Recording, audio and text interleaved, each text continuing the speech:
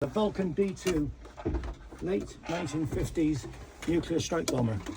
Anybody ever heard of the Lancasters in the war? Lancaster bombers, Spitfires? Yeah, what they had propeller engines, didn't they? Merlin engines, yeah? 1945. Well, the chap that designed the Lancaster designed this aircraft as well, a guy called Roy Chadwick. This aircraft was designed in 1947, only 2 years after the war. It was designed as a nuclear strategic bomber to basically bomb Russia if they had to. All right. So the aircraft itself, you had a crew of 5, pilot on the left, co-pilot on the right. You basically flew the aircraft, my friend. 4 engine throttles there. You had 4 quick start engines. So this aircraft, what we call QRA, which is quick reaction attitude, had to be able to take off in 4 minutes. Because that's the time they thought they had before a Russian incoming missile would hit the UK. 4 jet engines, 20,000 pound thrust each, giving this aircraft a speed of about 650 knots. So the Lancaster could do about 330, and this could do basically double the speed. Amazing aircraft at the time. So, pilot, co-pilot, your job basically was to, mind your knees folks, push, okay, that's it, there you go. You had 14 fuel tanks.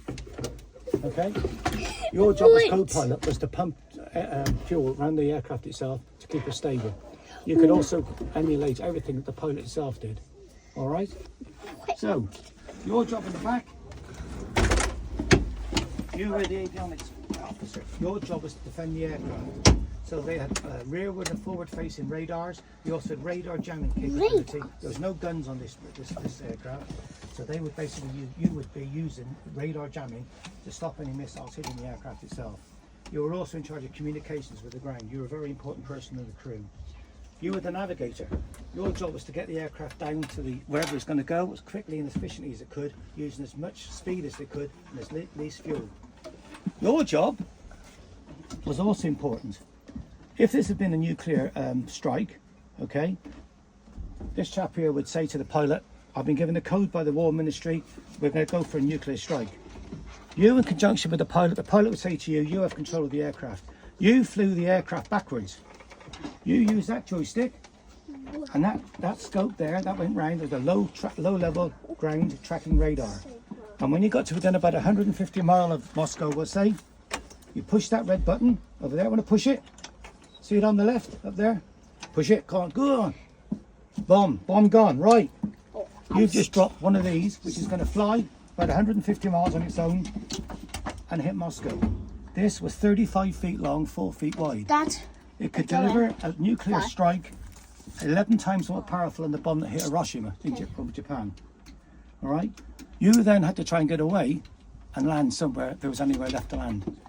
If the aircraft got into difficulties, you two had the luxury of having ejection seats.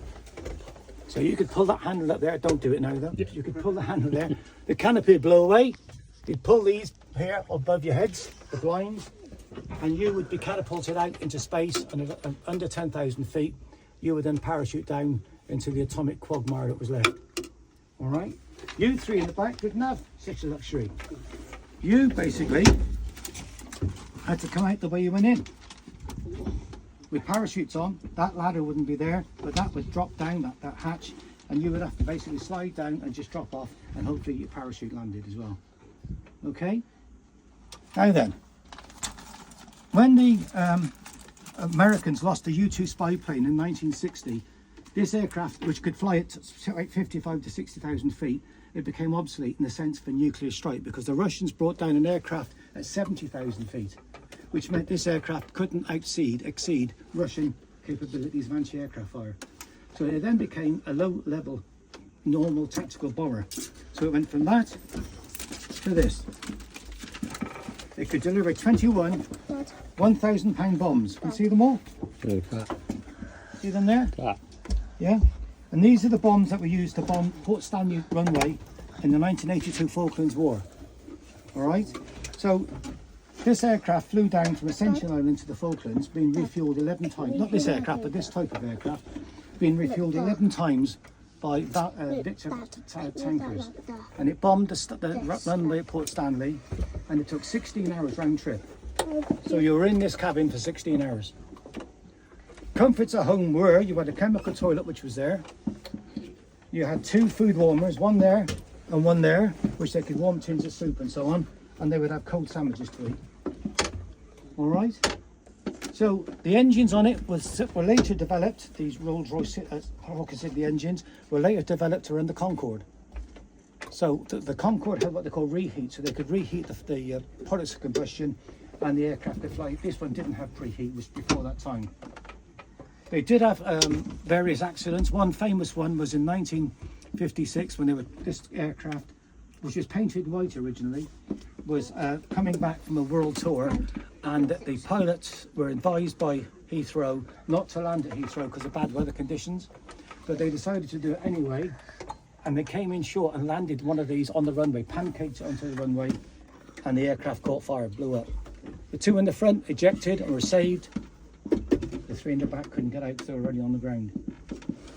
So they were in service for about 10 years, from mid-50s to mid-60s, and they were ultimately retired in the 1980s from frontline service. Various colours. Originally they were painted white. The reason they were painted white because in the event of a nuclear attack, they believed that the white coat would protect the aircraft from the heat. In the ground attack role, they went for the colour you see now, which was ground camouflage. Okay. Here's an interesting fact. When the pilots, if you were on a nuclear mission, the two in the front, the pilot and the co-pilot, when they got near the target, you flew with a patch over one eye, like pirates. What do you reckon that was? Any ideas? Positioning on the target. Near. Now what it was, that if there was a nuclear flash ahead of them, they'd be blind if they had both eyes exposed. So they wanted one good eye to be able to operate the aircraft to try and escape. So that was what was behind the strength of the mission. It's a good idea. Wasn't it? Mm. Yeah. There was blinds they could pull down. The aircraft actually could fly in darkness, i.e. internal darkness. So there'd be blinds coming down there, blinds down over the hatches and so on, and they'd just have interior lighting on. They'd have their pressure suits on all the time. Well, they'd have to because you couldn't get dressed in a situation like this. Okay. Any questions? No? No. Would you like to have flown in one of these? No. It'd been a bit cosy, wouldn't it? Normally it's take 2 or 5. They could take two extra people if they wanted to, which are what they're on the jump seats here.